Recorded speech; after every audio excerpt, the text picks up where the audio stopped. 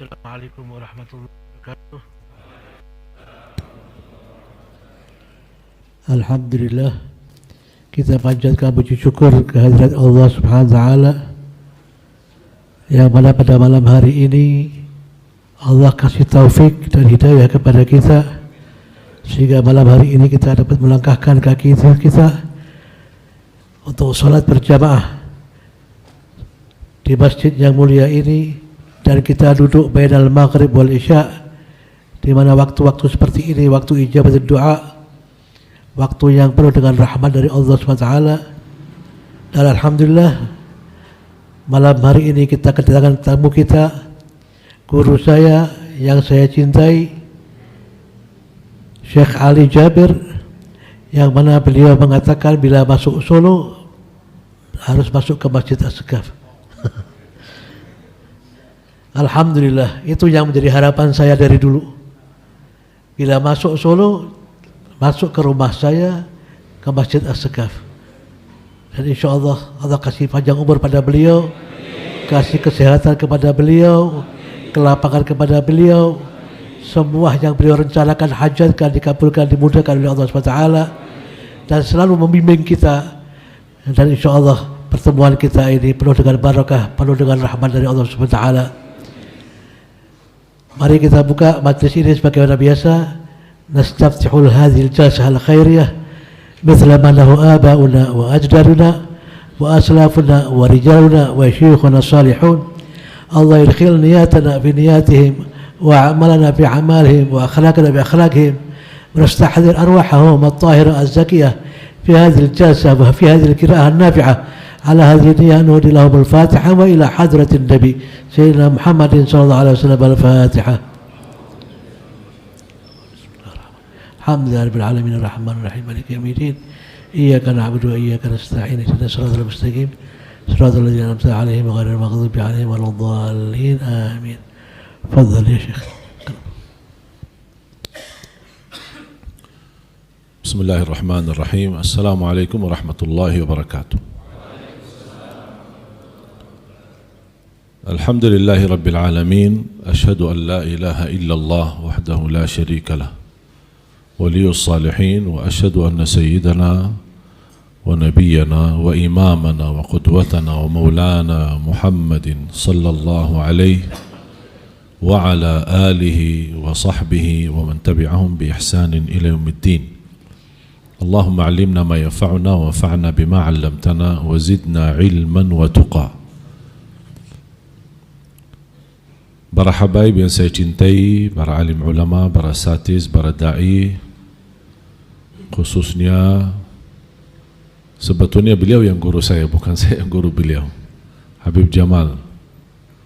Alhamdulillah saya bahagia sekali bisa disambut, diterima, dan alhamdulillah Habib Jamal berkesempatan ketika di Madinah mampir silaturahim ke rumah kami di Madinah, bertemu orang tua dan bertemu dengan keluarga besar kami. Alhamdulillah dengan anak-anak, adik-adik dan cucu-cucu orang tua. Kalau saudara saya semuanya 12 timnas. Kemudian cucu orang tua 29. Dari adik-adik kandung, alhamdulillah dari 12 ini ada 10 penghafal Al-Quran 30 juz. Dari cucu ada 7 penghafal Al-Quran. Alhamdulillah saya bahagia sekali bisa berada di Solo.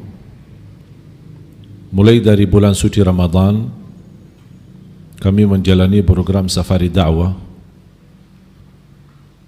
Tahun kemarin di daerah timur Sulawesi, Palu dan juga termasuk Papua. Tahun ini kami memilih safari dakwah dari Ramadan di Jawa Tengah dan Jawa Timur. Dan insyaAllah akan terus melanjutkan perjalanan dakwah sampai Hari Raya Idul Adha. Kita salat Idul Adha di sini, insyaAllah mungkin di salah satu kabupaten.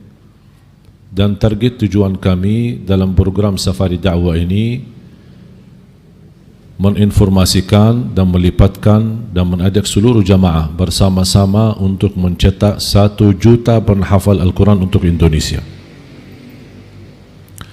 Cita-cita kami alhamdulillah ini sudah jalan, bukan baru mau mulai, sudah jalan, sudah 3 tahun. Alhamdulillah setelah mencetak puluhan bahkan ratusan anak-anak penghafal Quran. Di antara perjuangan kami adalah acara Hafiz Indonesia. Dan ini sebagian daripada perjuangan. Memang Bapak Ibu saya yakin Anda suka nonton acara Hafiz Indonesia, tapi acara yang Anda nonton sudah jadi, sudah matang, sudah direkam. Tapi banyak tidak tahu apa perjuangan kami sebelum acara Hafiz Indonesia. 4 bulan kami turun ke lapangan menumbuhkan anak penghafal Quran dari desa-desa ke kampung-kampung ke sawah-sawah, dan kita kumpulkan ratusan anak penghafal Al-Quran. Dan kami milih yang terbaik, habis kami bina, habis kami didik, habis kami latih, sampai kita mengambil terbaik 20 orang dari jumlah yang begitu banyak. Karena tidak mungkin bisa tampilkan semua anak-anak di acara TV. Dan alhamdulillah berkat acara Hafiz Indonesia 6 tahun berturut-turut kita selalu mendapatkan juara 1 acara terbaik. Dan anak-anak kita membanggakan kita di tengah suci. Ketika bertemu dengan imam-imam besar Masjidil Haram, Masjid Nabawi, mereka sangat kaget dan terkejut melihat anak-anak Hafiz Indonesia tidak bisa bahasa Arab tapi hafal Al-Quran. Dan ini sebuah anugerah dari Allah Subhanahu wa Ta'ala. Makanya kami semangat meyakinkan akan mudah, dan kami punya cita-cita, saya selalu meyakini akan mampu terwujud, akan bisa terwujud, akan berhasil terwujud menjadi kenyataan, karena pengalaman saya selama bersama Al-Quran tidak pernah gagal. Pasti akan diberikan pertolongan Allah SWT. Ini kalamullah, Al-Quran, diberikan kemuliaan, kemudahan. Makanya kami menjalani 5 tahap metode Madinah, yang kami jalankan metode Madinah dalam program Mudah Hafal Al-Quran. Tahap pertama, memperbaiki huruf dan bacaan, karena tidak bisa memperbaiki bacaan tanpa memperbaiki huruf. Ucapan, bagaimana latihan ucapan huruf. A'udhu beda sama a'udhu, ya. Jadi ukuran mulutnya, suara hurufnya memiliki hak. A salah, A benar. Ukurannya 2 jari. A, kalau dilebar sedikit, A sudah berubah suara, berarti rusak hurufnya. Jadi tahap-tahap latih untuk mengucapkan huruf dengan cara yang benar. Tahap kedua, menyempurnakan tajwid. Indahnya Al-Quran dengan tajwid. Yang ketiga, menindahkan suara.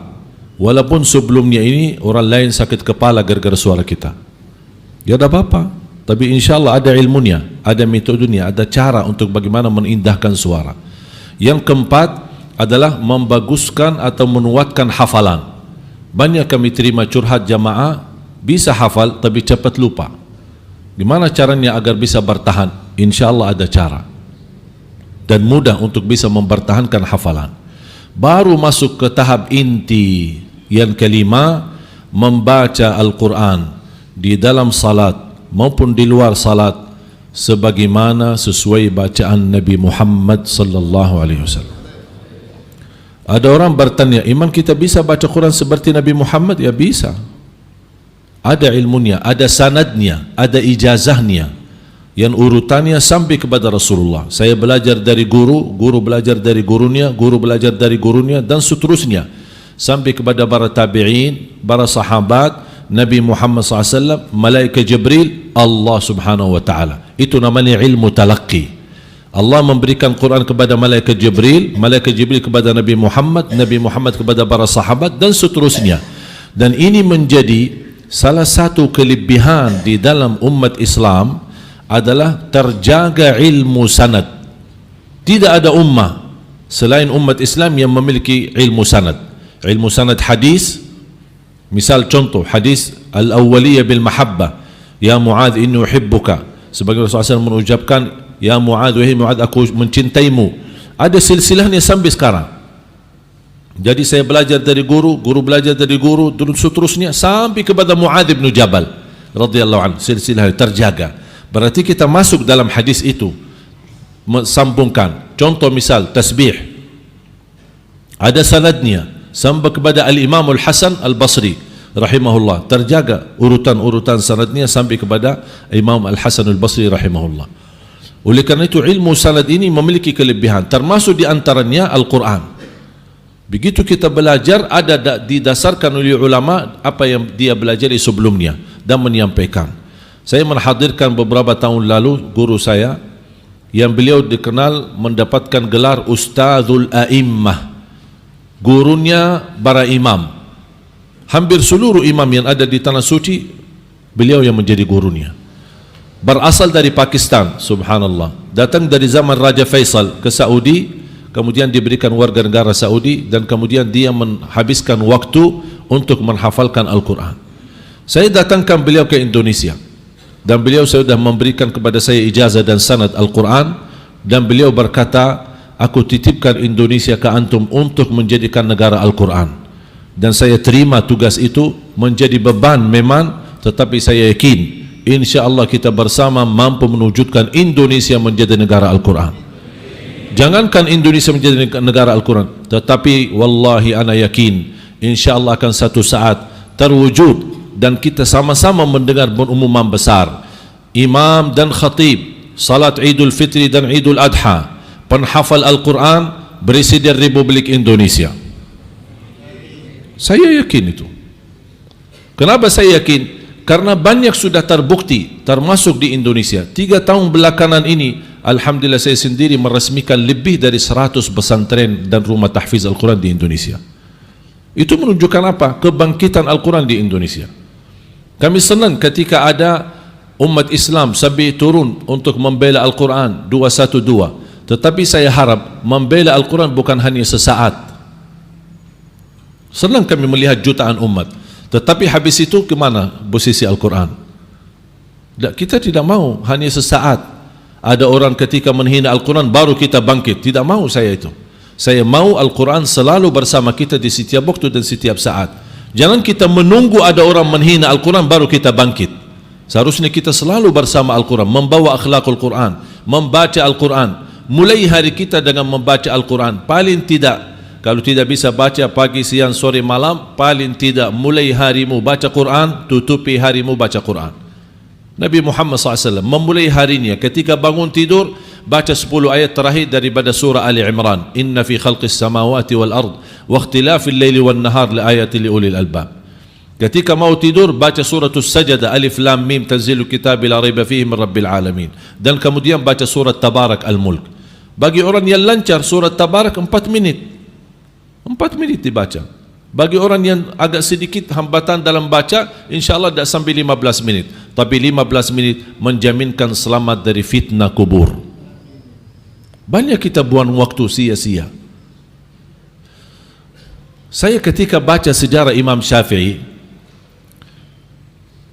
salah satu yang saya baca dan saya terkejut, Imam Syafi'i mampu mengkhatam Al-Quran dalam satu hari Ramadan 2 kali. Berarti Ramadan berapa kali? 60 kali. Saya bayangkan Imam Syafi'i 2 kali khatam. Kita di Indonesia mengikuti mazhab Imam Syafi'i, tapi mohon maaf wahai imam, kami ikut fikih saja, yang lain tidak ikut. Saya pernah tes. Saya ingat di masa itu saya baca itu di masa waktu saya masih sekolah SMP di Madinah. Saya ingat di masa sekolah itu, waktu SMP dan SMA, libur kita panjang. Libur sekolah.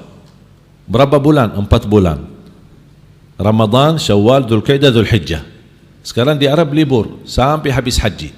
Kapan masuk sekolah lagi? 1 Muharram. Nanti libur lagi 1 Ramadan sampai 1 Muharram. 4 bulan. Apa yang kami lakukan? Kami sepakat bersama teman-teman sekolah, ayo kita kumpul di Masjid Nabawi untuk bersama-sama lomba-lomba sebanyak-banyaknya khatam Al-Quran. Dan saya sendiri rekam, bukan rekam apa namanya, membawa, ada satu alat dulu kan belum ada HP, ada satu alat yang bisa menghitungkan waktu ya, hitungan waktu. Saya coba hidupkan di on, kemudian saya baca dari subuh sampai zuhur. Tiba waktu zuhur, saya stop waktunya, saya salat. Habis zuhur, lanjut lagi. Salat asar, tiba salat dulu, stop. Kemudian habis salat lanjut lagi. Kira-kira saya butuh berapa jam atau berapa hari untuk khatam 30 juz? Tahu enggak hasilnya apa yang saya dapat? 10 jam. 10 jam khatam 30 juz. Bacaannya cukup. Membaca Al-Quran walaupun tidak mengerti sama sekali boleh. Kenapa? Karena kita untuk meraih satu huruf 10 kebaikan. Jadi untuk meraih 10 kebaikan dalam setiap satu huruf itu tidak harus faham. Baca. Jangan menjadikan alasan ana tidak faham, ana belum faham Al-Quran, mendingan tidak usah baca. Baca walaupun tidak faham. Karena tingkatan mendapatkan pahala tetap walaupun anda tidak faham, dapat setiap huruf 10 kebaikan. Kalau bisa faham, bisa hayati, lebih besar lagi pahalanya. Saya begitu menghitungkan, ada teman saya Masya Allah berhasil khatam Al-Quran 7 jam 42 menit. Saya menghitungkan, kalau standar 10 jam, Imam Syafi'i khatam 2 kali, berarti berapa jam? 20. Sisa berapa? 4 jam. Apa yang dilakukan Imam Syafi'i 4 jam? Antara tidur, dakwah, nuliskan buku yang begitu banyak, fikihnya, menyebarkan mazhabnya, dan bagaimana menurusi ibunya. Karena Imam Syafi'i dikenal sebagai ulama yang paling berbakti baik sama ibunya. Ini coba baik. Belum lagi urusan keluarganya, urusan rizki, urusan tidurnya, salat malamnya. Itu di mana? Dalam 4 jam. Coba bayangkan, apa kelebihan mereka sampai bisa menghabiskan waktu begitu banyak dalam beribadah. Itu namanya berkah waktu. Mereka bisa meraih keberkahan dalam waktu yang sama, tapi ibadah mereka lebih daripada kita. Kita bisa beribadah tapi tidak bisa seperti mereka walaupun waktu kita sama. Kenapa? Karena kita kehilangan berkah. Bagaimana bisa hadirkan keberkahan lagi? Bersabda Rasulullah sallallahu alaihi wasallam, "Alaikum bi suratil Baqarah, fa inna akhdhaha barakah wa tarkuha hasrah wa la tastati'uha al-batala." Ambillah, bacalah secara rutin suratul Baqarah. Barang siapa yang membawa suratul Baqarah, dia telah membawa keberkahan. Ini kembali barkah. Barkah rizki, barkah keluarga, barkah rumah, barkah kesehatan, barkah umur, barkah beribadah, barkah beraktivitas. Al-Baqarah. Jangankan suratul Baqarah, satu ayat sebagaimana diriwayatkan Imam Nasai, man qara ayat al-kursi dubura kulli salatin laysa bainahu wa bainal jannati illa an yamut. Barang siapa yang membaca ayat al-kursi setiap habis salat fardu, jaminan masuk surga. Yang menghalanginya menunggu mati. Ini satu ayat menjaminkan masuk surga. Gimana suratul Baqarah seluruhnya? Gimana lagi 30 juz? Al-baitul ladzi tuqra'u fihi suratul Baqarah yafirru syaitanu minh. Rumah yang di dalamnya dibacakan suratul Baqarah, syaitan lari. Sering berantem di dalam rumah, masalah istri suami, masalah urusan anak bawel, tidak bisa diam karena kehilangan berkah di dalam rumah. Coba sering rutin baca suratul Baqarah dalam rumah, insya-Allah Allah ganti menjadi tenang rumahnya. Tidak ada syaitan di dalam rumah yang dibacakan suratul Baqarah. Kalau syaitan tidak ada, pasti malaikat yang hadir. Kalau malaikat hadir, berarti rumah kita rahmah, sakinah, mawaddah, dan tidak jauh dari keberkahan. Jemaah sekalian yang dimuliakan Allah Subhanahu wa taala, fantasnya setiap muslim memiliki wirid baca Quran.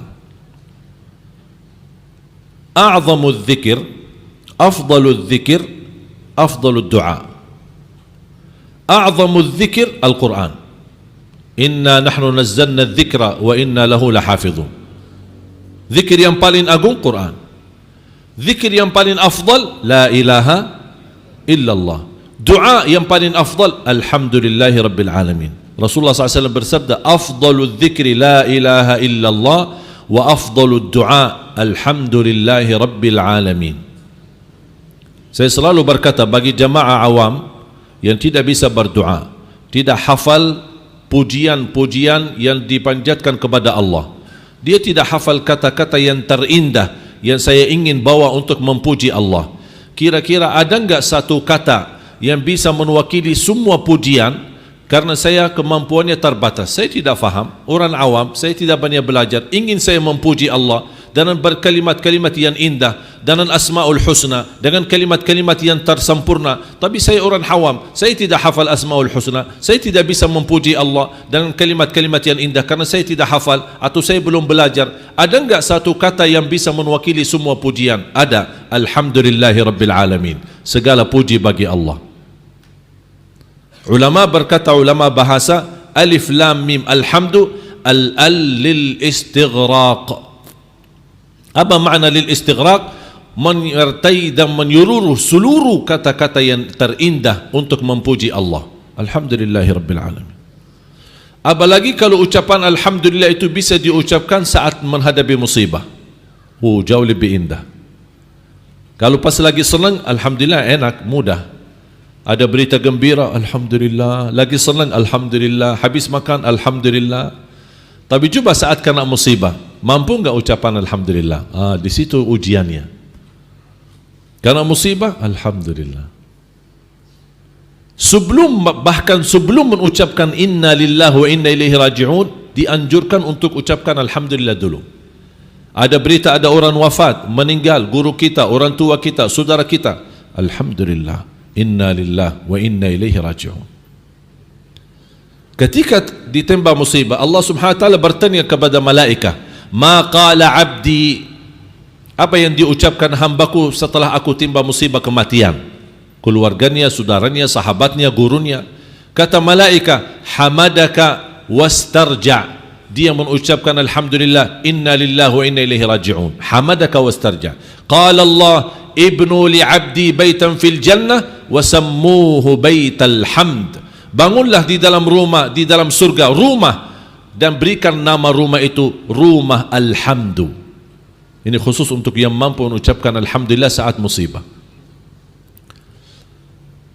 Beberapa waktu lalu saya keluar dari musalla habis salat subuh. Hilang mobil saya. Saya kira mungkin ada orang ambil, karena di dekat kantor yayasan mungkin ada supir atau siapa yang pindahkan mobil atau apa. Terus keamanan datang, dia bilang dari segi CCTV mobilnya dicuri, maling, dibawa. Habis saya sudah meyakini mobil saya hilang, alhamdulillah, inna lillahi wa inna ilaihi raji'un. Dan difikirkan yang lain, alhamdulillah, biasakan diri ucapkan alhamdulillah. Wallahi jamaah sekalian, tak sampai 1 bulan Allah ganti 2 mobil baru, dan mobil yang hilang kembali lagi. Makanya begitu saya terima, yang hilang Innova, yang diganti 2 mobil Honda, CR-V sama BR-V. Ketika balik lagi mobil saya yang Innova, subhanallah, jadi 3 mobil. Saya merasa malu sama Allah. Hanya jangan ucapan alhamdulillah Allah balas begitu banyak. Makanya saya kembali, ya Allah, saksikan semua wakaf. 3 mobil wakafkan lillahi ta'ala. Apa yang kita mampu, apa yang kita bisa, wallahi Allah lebih baik, Allah lebih mulia. Apapun kemuliaan yang kita bagikan, Allah akan membalas yang lebih besar. Oleh kerana itu jamaah sekalian, belajar mengucapkan alhamdulillah saat kena musibah. Alhamdulillah. Apapun berita, alhamdulillah. Terjadi sesuatu hal yang tidak sesuai keinginan kita, alhamdulillah. Kalau mau ditambah lagi, alhamdulillah ala kulli hal. Tapi kalau ada sesuatu yang terjadi sesuai keinginan kita, alhamdulillah alladzi bi ni'matihi tatimmus salihat. Indah semua ajaran Nabi Muhammad sallallahu alaihi wasallam. Indah, sederhana tapi indah. Maknanya indah, mudah diingat, mudah dihafal, mudah diamalkan, dan pahalanya sangat besar. Dan ini yang selalu saya jaga. Sudah di tahun yang ke-11 saya berada di Indonesia. Prinsip saya selalu membawa yang mudah. Karena itulah prinsip Nabi Muhammad sallallahu alaihi wasallam. Kalau Nabi Muhammad diberikan 2 pilihan, baik, mudah, Rasul mengambil yang mana? Yang mudah. Padahal ada yang lebih baik, tapi Rasul ambil yang mudah, bukan yang lebih baik. Buat apa? Supaya tidak membebani umatnya. Selalu Rasul fikirkan kita, tidak pernah Rasul lupa sama kita. Di antara kemudahan, saya harap mulai hari ini kita semua memiliki wirid baca Quran. Siap? Saya kasih cara mudah. Mau enggak cara mudah khatam Al-Quran? Khatam, bukan hafal. Ada hafal, ada khatam. Khatam maksudnya baca, baca sampai selesai. 1 hari 1 juz, 30 hari 30 juz. Kira-kira bisa? 1 hari 1 juz, 30 hari 30 juz. Mudah kan? Fikir-fikir ya. Kira-kira mau enggak yang lebih mudah? Mau. Memang orang Indonesia mau yang mudah. Saya belajar selama 11 tahun, saya sudah tahu prinsip orang Indonesia. Orang Indonesia dah suka ribet-ribet. Mau yang mudah diingat, mudah dihafal, mudah diamalkan dan masuk surga. Itu orang Indonesia. Makanya saya berusaha dakwah, saya selalu usahakan cari yang mudah. Makanya setiap saya ceramah, saya selalu minta arahan, minta bantuan, masukan dari para habaib, para asatiz, apa yang bisa dikoreksi, apa yang bisa diperbaiki, apa yang bisa disempurnakan menjadi lebih baik. Tidak boleh terlepas daripada nasihat ulama, termasuk para habaib kami. Kenapa? Karena para habaib lebih mendahului saya di sini, lebih mengetahui bagaimana budaya, lebih mengetahui kondisi dan keadaan, lebih mengetahui suasana bagaimana di Indonesia. Makanya jangan terlepas memusyawarah mereka, minta arahan, minta pimpinannya, minta nasihatnya, minta masukannya dan minta doanya. Karena keberkahan doa mereka, karena cukup mereka berada, kita bisa selalu dekat kepada Nabi Muhammad melalui wasilah keluarga Nabi Muhammad sallallahu alaihi wasallam. Yang lebih mudah, setiap waktu salat baca 4 halaman. Kalau Quran Madinah sama yang dicetak di Quran di Madinah, ada sekarang sudah banyak di Indonesia, modelnya sama seperti yang di Madinah. Sudah disusun oleh ulama, setiap juz 20 halaman. Kalau setiap salat 4 halaman, 4 kali 5 berapa? 20, sudah khatam 1 juz. Jadi membaca 1 juz tidak harus sekaligus, bisa dibagi-bagi. Setiap waktu salat 4 halaman, zuhur 4 halaman, asar 4 halaman, maghrib dan seterusnya. 20 halaman sudah khatam 1 juz. Kira-kira siap? Mudah kan? Nampaknya dari wajah Bapak jamaah sekalian masih mau lebih mudah lagi. Mau lebih mudah lagi? Jangan khawatir, masih ada. Masih ada. Lebih mudah lagi, 2 halaman sebelum salat, 2 halaman sesudah salat. 2 halaman sebelum salat, 2 halaman sesudah salat. Jadi berapa? 4 kali 5 sudah 20, 1 juz. Kira-kira bisa? Tahu enggak 2 halaman itu maksudnya apa? 1 kertas, 1 lembar kertas, kan? Kertas 1 lembar, bola balik ya, satu kertas, cuma 1 kertas, masa susah? Mampu khatam Al-Quran dalam waktu 10 jam. Masa dalam 1 bulan tidak mampu khatam 30 juz? Malu kita sama Allah. Siap?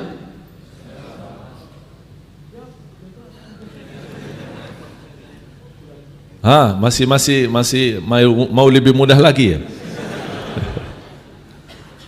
Mohon maaf jemaah sekalian, cara yang saya sampaikan ini termasuk cara yang termudah bagi orang yang paling malas.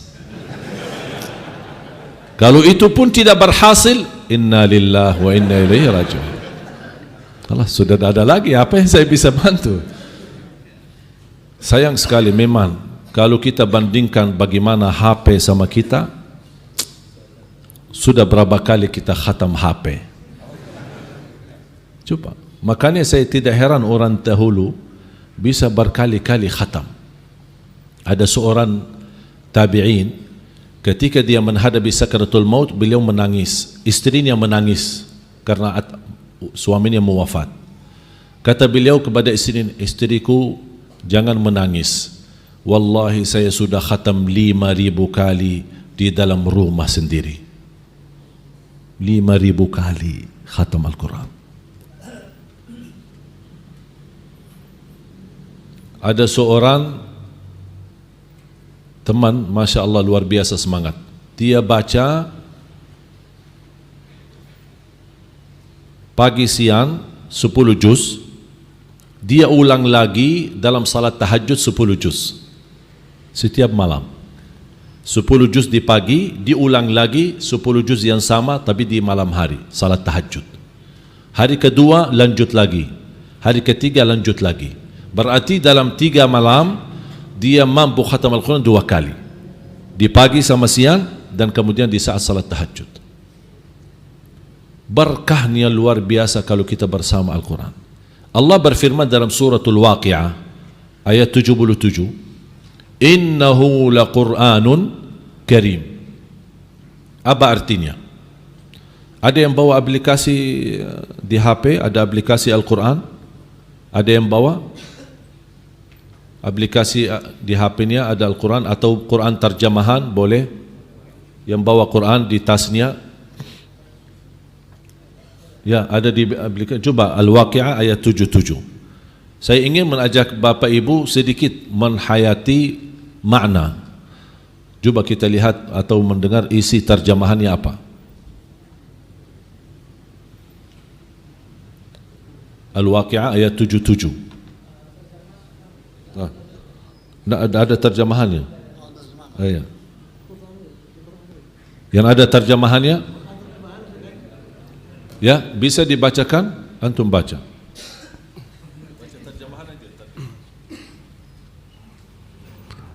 Dan ini sesungguhnya Al-Quran yang sangat mulia. Ada lagi? Tidak ada? Tidak ada, itu saja. Di Bapak, maaf. Di Bapak isi, kasih mik. Coba dibaca sama enggak isi?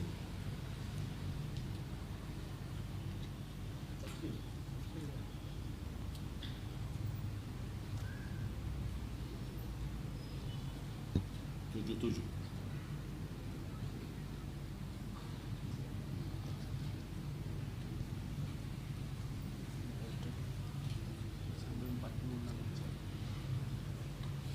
Tadi dibaca apa? Sungguh Al-Quran? Dan sesungguhnya Al-Quran itu sangat mulia. Kira-kira sama enggak di HP antum apa? Sama. Ada enggak yang menemukan beda dari Al-Quran? Sesungguhnya Al-Quran sangat mulia. Ada yang menemukan beda? Apa?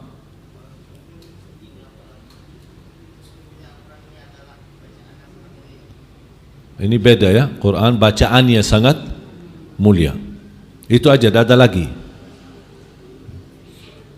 Sayang sekali belum ada bahasa yang mampu memaknai isi Al-Quran selain bahasa Arab. Semua bahasa tidak memiliki kekayaan kalimat sebagaimana kekayaan bahasa Arab. Karena bahasa Arab itu ada kaitannya dengan ilmu nahwu saraf. Makanya kalau kita terjemahkan innahu laqur'anun karim, Al-Quran sangat mulia atau amat mulia atau Al-Quran bacaannya sangat mulia, masih belum sempurna maknanya.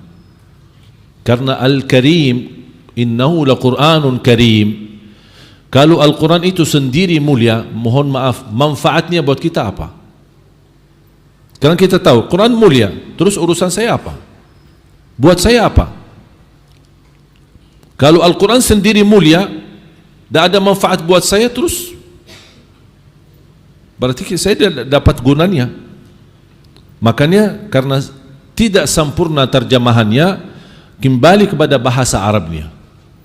Innahu laqur'anun karim. Karim isim fa'il, maksudnya sungguh Al-Quran sangat mulia dan memberikan kemuliaan. Ini baru manfaat buat kita. Kalau Al-Quran sendiri mulia, tidak ada manfaat buat kita. Tapi karena Al-Quran mulia dan memberikan kemuliaan, baru kita dapat manfaatnya. Itu makna yang sempurna. Apa di antara kemuliaan yang kita dapat dan meraih dari Al-Quran? Contoh sebagaimana yang saya sampaikan tadi. Suratul Baqarah. Alaikum bi suratul Baqarah. Ambillah suratul Baqarah karena sesungguhnya membawa keberkahan. Barang siapa yang meninggalkan suratul Baqarah akan nyesal. Baca ayat Al-Kursi setiap habis salat fardu akan jamin masuk surga. Baca ayat Al-Kursi saat tidur akan dilindungi oleh Allah. Wala yaqrabuhu syaitan, tidak akan didekati oleh syaitan. Ini baru satu ayat suratul Baqarah. Surat Tabarak menjaminkan selamat dari siksa kubur, dan banyak surah-surah yang lain memiliki kemuliaan tersendiri. Setiap satu huruf 10 kebaikan. La aqulu alif lam mim harf, walakin alif satu huruf, lam satu huruf, mim satu huruf. Itu kelebihan Al-Quran. Dan tidak ada di buku lain, tidak ada di kitab lain, hanya satu-satunya. Hadis pun tidak dapat yang sama. Tidak ada contoh hadis innamal a'malu binniyat, setiap satu huruf kita baca 10 kebaikan. Tidak ada, cuma Quran saja 10 kebaikan. Jadi keberkahannya sangat luar biasa Al-Quran ini. Coba jamaah sekalian, apa yang diminta untuk kita kepada Al-Quran? Yang diminta perhatikan Al-Quran, temani Al-Quran di dunia. Kira-kira apa yang kita akan dibalas? Balasan Al-Quran kalau kita berkenan menjadikan Al-Quran temanku, teman saya, teman sejati. Kemana saya pergi bawa Al-Quran. Tidak pernah bosan membaca Al-Quran. Tidak lewat satu hari tidak baca Al-Quran. Mulai harinya baca Quran, tutupi harinya baca Al-Quran. Teman sejati. Lagi ada galau, lagi musibah, lagi ada pusing, lagi stres, buka Al-Quran. Barang siapa yang ingin mendengar Allah bicara, baca Quran. Barang siapa yang ingin bicara sama Allah, jagalah salat. Kalau kita berkenan menjadikan Al-Quran teman kita di dunia, apa yang akan dibalas oleh Al-Quran? Banyak. Selain pahala, terjamin dapat syafaat. Di antara kemuliaan, Al-Quran akan berkenan temani kita di dunia. Selalu dalam lindungan Allah. Berkah dalam kemana-mana perginya bawa berkahan. Karena kita berkenan teman sama Al-Quran, Al-Quran juga akan berkenan menjadi teman kita. Akan temani kita di dunia. Itu saja? Tidak. Saat sakratul maut, datang Al-Quran temani kita. Saat kita di dalam kubur, datang Al-Quran temani kita. Padahal kita hanya tugasnya berteman sama Al-Quran di dunia. Tapi Al-Quran akan temani kita sampai di saat kuburan, di dalam kuburan sendiri. Yang membawa cahaya di dalam kuburannya Al-Quran. Saat dibangkit, Al-Quran masih temani kita. Saat dihisab, masih ditemani kita. Saat kita jalan di atas sirat menuju surga, berjalanannya cukup jauh, di bawahnya ada neraka jahannam, Al-Quran temani kita supaya selamat. Al-Quran menantarkan kita sampai ke pintu surga. Apakah begitu sampai surga dia melepas dan pulang? Tidak, masih temani kita sampai masuk ke surga. Apakah begitu masuk surga Al-Quran melepas? Tidak. Rasulullah SAW bersabda, yuqalu liqari'il Quran, iqra warqa warattil kama kunta turattilu fid dunya fa inna manzilataka 'inda akhir ayatin taqra'uha. Bukti hadis sahih, ketika masuk surga bagi ahlul Quran, Allah perintahkan mereka, bacalah, tertillah sebagaimana kamu tertil di dunia, karena dia teman sama Al-Quran di dunia. Al-Quran akan membawa kamu naik posisinya, darajatnya di dalam surga. Baca, naik lagi, baca lagi, naik lagi, baca lagi, terus naik. Kata Siti Aisyah radhiyallahu anha, sebagaimana diriwayatkan Imam Muslim, jumlah tingkatan dalam surga Allah sesuai jumlah ayat Al-Quran. Oleh karena itu tidak ada yang lebih tinggi dalam surga Allah selain ahlul Quran. Cukup ahlul Quran bersama Allah di hari kiamat. Bersama Allah di hari kiamat. Ahlul Quran dipanggil. Mana ahlul Quran? Kumpul. Kemana? Dibawa kami kemana? Dekat sama Allah. Karena keluarga Allah. Ahlullah Al-Quran. Luar biasa keistimewaan. Ini semua kemuliaan. Quran mulia dan memberikan. Belum lagi syafaat Al-Quran. Belum lagi anak penghafal Al-Quran menghadiahkan 2 mahkota untuk kedua orang tuanya. Banyak luar biasa manfaat. Hadis yang diriwayatkan Imam Bukhari dan Muslim, hadis Abi Musa Al-Ash'ari radhiyallahu anhu. Mathalul mu'min alladhi yaqra'ul Qur'an kamathalil utrujjah ta'muha tayyib wa rihuha tayyib. Wa mathalul mu'min alladhi la yaqra'ul Qur'an kamathalit tamrah la riha laha wa ta'muha hulu. Wa mathalul munafiq alladhi yaqra'ul Qur'an kamathalir rayhanah rihuha tayyib wa ta'muha murr. Wa mathalul munafiq alladhi la yaqra'ul Qur'an kamathalil hanzalah la riha laha wa ta'muha murr. Bersabda Rasulullah SAW, perumpamaan orang mukmin yang membaca Al-Quran seperti buah utrujjah, harum dan manis kalau dimakan. Apa kaitan harum dan manis? Harum ketika baca Al-Quran tersebar harumannya. Manis karena dia mukmin, jadi dalamnya manis. Dalamnya manis, kemudian keluarannya harum, pengeluarannya harum. Al-Quran. Orang mukmin yang tidak baca Al-Quran, kata Rasulullah, seperti kurma, tidak ada harumannya.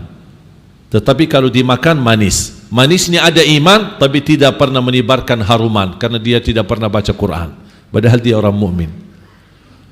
Orang munafik, wa mathalul munafiq, orang munafik yang membaca Al-Quran seperti raihana. Ada sebuah tanaman namanya raihana. Saya tidak tahu di Indonesia ada enggak dia harum, wangi, tetapi kalau dimakan itu sangat pahit. Apa kaitannya? Dalamnya pahit tapi haruman. Orang munafik baca Al-Quran, dalamnya munafik berarti pahit, tapi kalau dia baca Al-Quran harum. Orang munafik tidak baca Al-Quran sama sekali, berarti dia seperti handalah. Apa itu handalah? Sebuah makanan yang kalau dimakan sangat asing atau tidak enak dimakan dan tidak ada harumannya. Itu orang munafik.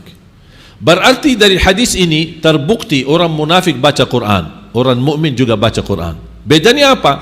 Orang munafik zikir, orang mukmin juga zikir.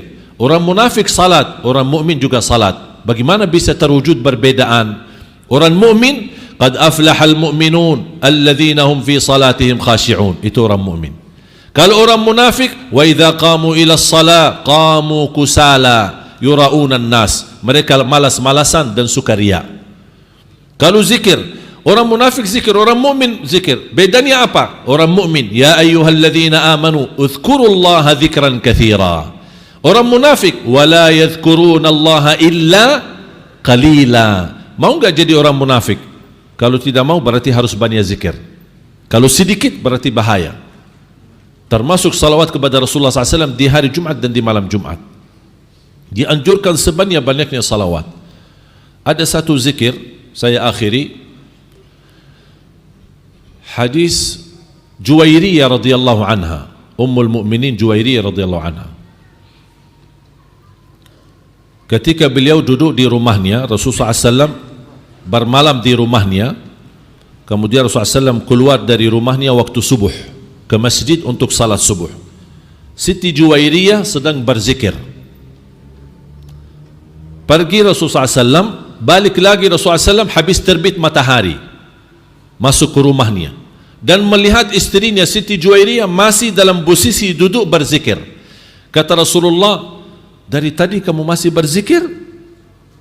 Kata Juwairiyah, ya Rasulullah. Faqala Rasulullah SAW, laqad qultu ba'daki 4 kalimat 3 marrat law wazanat bima qulti lawazanatahunna. Aku telah mengucapkan, coba Siti Juwairiyah dari subuh sampai terbit matahari berzikir. Kata Rasulullah, aku baca zikir cuma 3 kali. Kalau ditimbang di timbangan Allah, apa yang saya baca jauh lebih besar dan berat di timbangan Allah dibanding kamu sepanjang waktu baca. Rasulullah SAW berkata, subhanallah wa bihamdih adada khalqih wa ridha nafsih wa zinata arshih wa midada kalimatih. Dan ini menjadi contoh dan dasar untuk seluruh zikir. Apapun Bapak Ibu berzikir selalu disertai kalimat itu. Contoh, la ilaha illallah adada khalqih wa ridha nafsih وزنة عرشه ومداد كلماته أستغفر الله عدد خلقه ورضا نفسه وزنة عرشه ومداد كلماته الحمد لله عدد خلقه ورضا نفسه وزنة عرشه ومداد كلماته الله أكبر عدد خلقه ورضا نفسه وزنة عرشه ومداد كلماته. Kalau ada satu orang bawa tasbih panjang sampai 1 juta buletir isinya, dan kita baca 4 kalimat ini 3 kali, akan lebih besar pahalanya daripada yang 1 juta kali.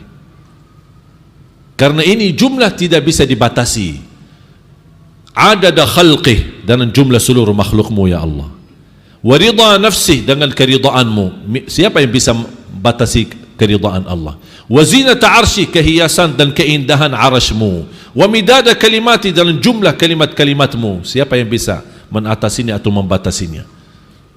Bahkan termasuk salawat kepada Rasul, saya punya wirid. Allahumma salli ala Sayyidina Muhammad wa sallim taslima. Allahumma salli ala Sayyidina Muhammad wa ala ali Sayyidina Muhammad wa sallim taslima. Adada khalqik wa ridha nafsik wa midadaka wa ridha wa zinata arshik wa midada kalimatik.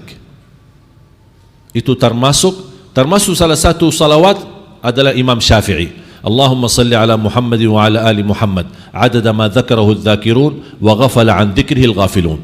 Itu sudah menyertai, ya Allah, salawatlah kepada Nabi Muhammad dalam jumlah orang-orang yang mengingat dan bersalawat kepada Nabi Muhammad, dan juga dalam jumlah orang yang lalai bersalawat kepada Nabi Muhammad.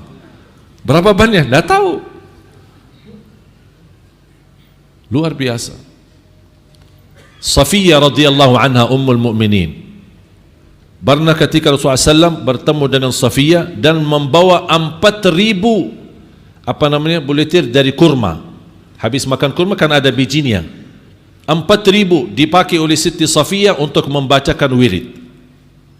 Rasulullah SAW melihat Siti Safiyah, dan Rasulullah SAW bersabda, aku mengucapkan subhanallah wa bihamdih adada khalqi. Ada satu riwayat subhanallah adada khalqi, subhanallah ridha nafsi, subhanallah zinata arsyih, subhanallah midada kalimati. Jadi ada berbagai macam riwayat. Ada subhanallah adada khalqih wa ridha nafsi wa zinata arsyih midada kalimati. Ada riwayat subhanallah bihamdi adada khalqih, subhanallah bihamdih ridha nafsi, subhanallah bihamdih zinata arsyih, subhanallah bihamdih midada kalimati.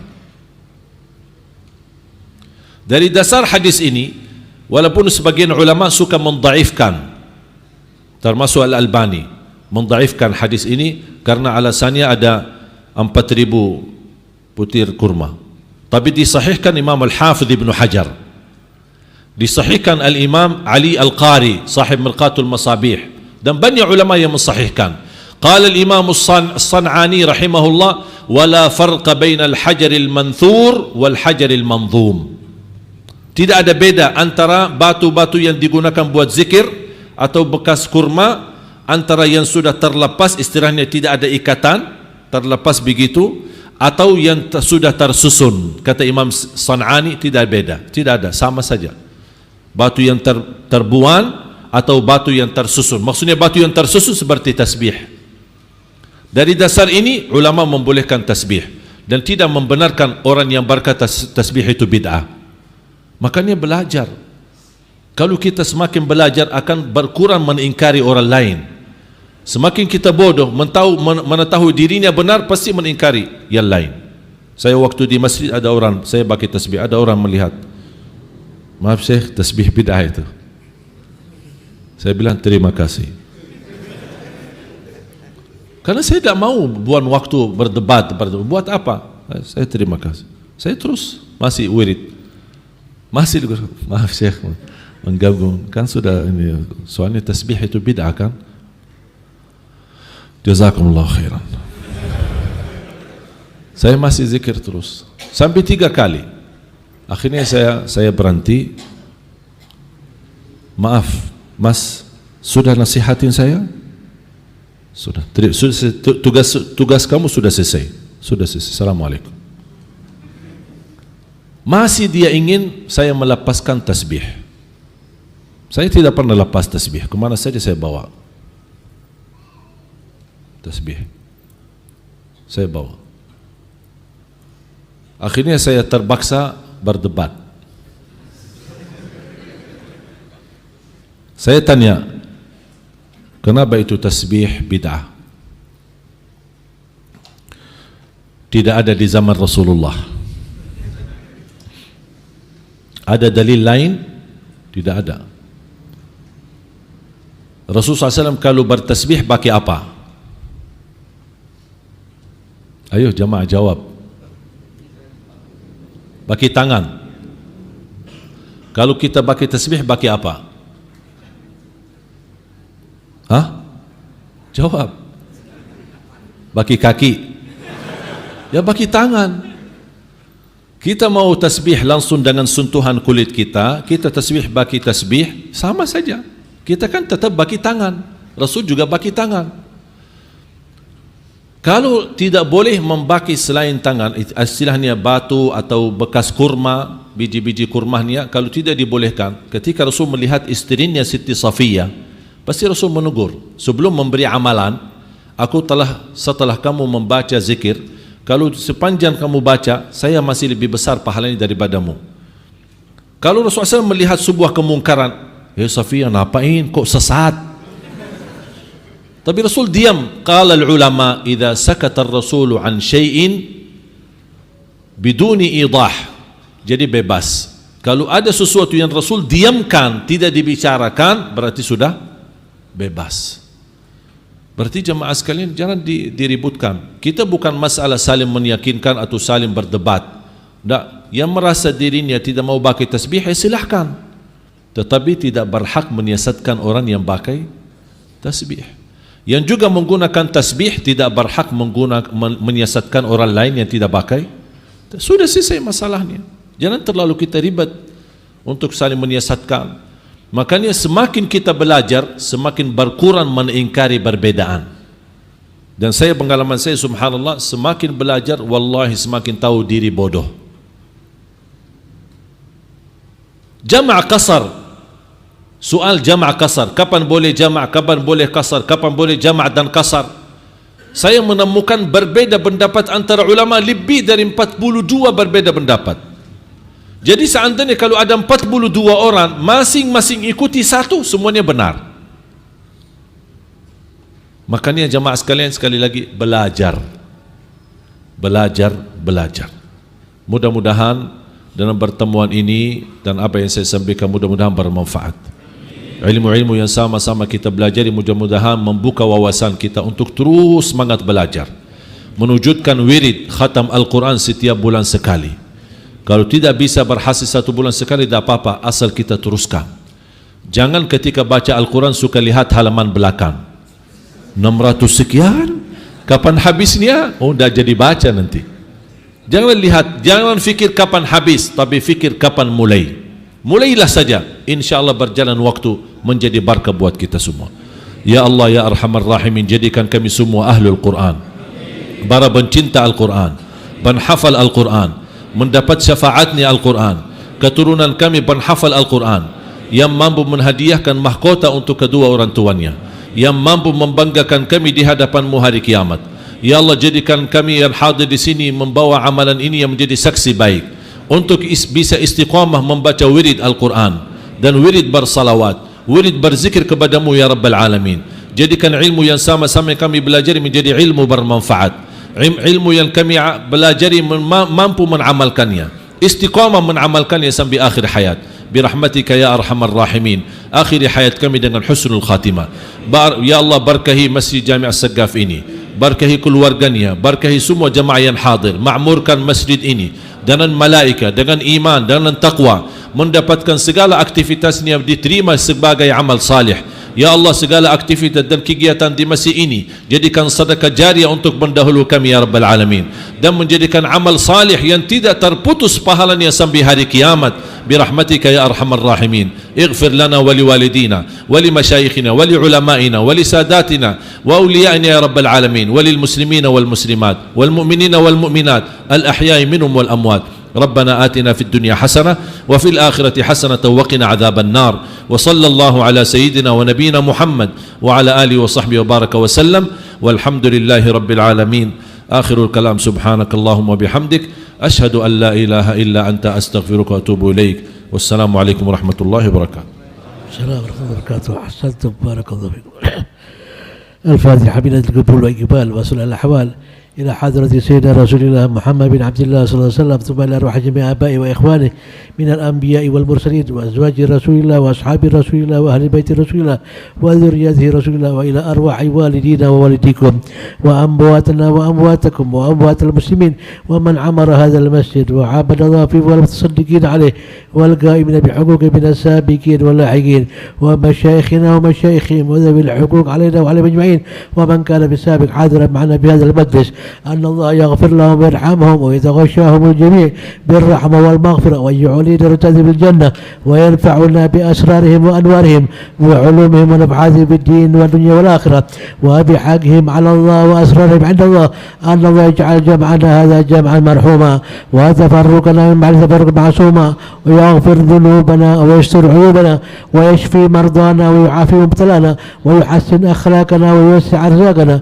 من غير تعب ولا مشقة، مع اللطف والعافية والصحة والسلامة والتوفيق والهداية، ويجعلني وإياكم من الذين يستعملون القول فيتبعون أحسنه ويطول عمرنا وعمركم في طاعة الله ورسوله مع الصحة كاملة وعافية تامة وحسن الخاتم عند الموت، وإلى حضرة النبي سيدنا محمد صلى الله عليه وسلم. الفاتحة.